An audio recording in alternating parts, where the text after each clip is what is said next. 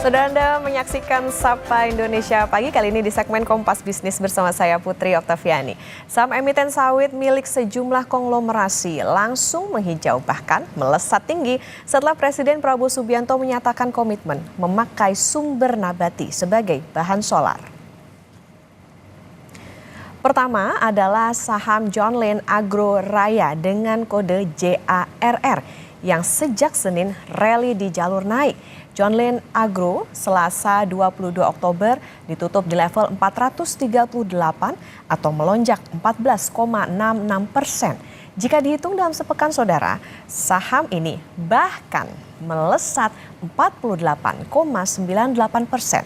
Kalau kita tarik selama sebulan terakhir, pergerakannya adalah yang ada di layar kaca Anda, melambung sampai 63,4%. John Lynn Agro juga menjadi penggerak utama kenaikan IHSG, bahkan yang kenaikannya tertinggi di antara saham sawit lainnya.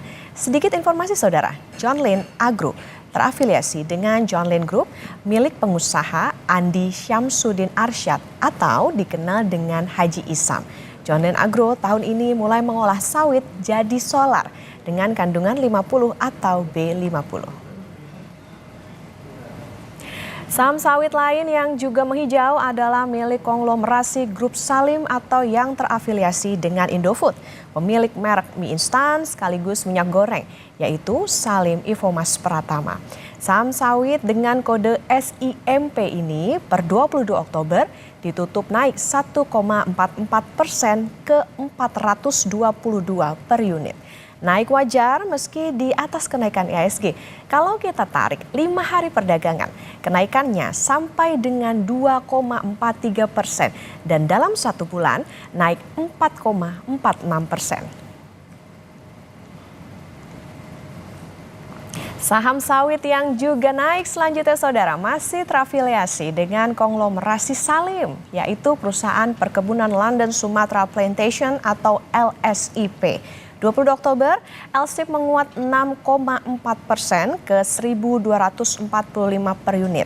Sedangkan kalau ditarik 5 hari, kenaikannya 10,18% dan jika ditarik sebulan seperti yang ada di layar kaca Anda saudara, lonjakannya signifikan sampai dengan 22,66%. 59% lebih saham LSIP dimiliki oleh Salim Infomas.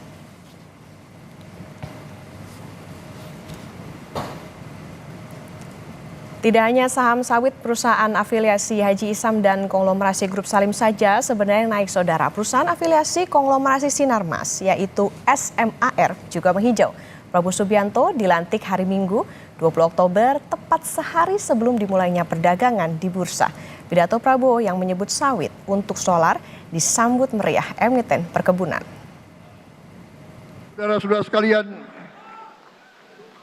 kita juga harus swasembada energi. Dalam keadaan ketegangan, dalam keadaan kemungkinan terjadi perang di mana-mana, kita harus siap dengan kemungkinan yang paling jelek. Negara-negara lain harus memikirkan kepentingan mereka sendiri.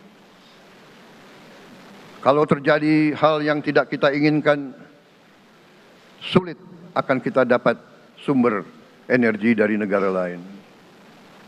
Karena itu, kita harus swasembada energi dan kita mampu untuk swasembada energi. Kita diberi karunia oleh Tuhan Maha Besar, tanaman-tanaman yang membuat kita bisa tidak tergantung bangsa lain. Tanaman-tanaman seperti kelapa sawit bisa menghasilkan solar dan bensin.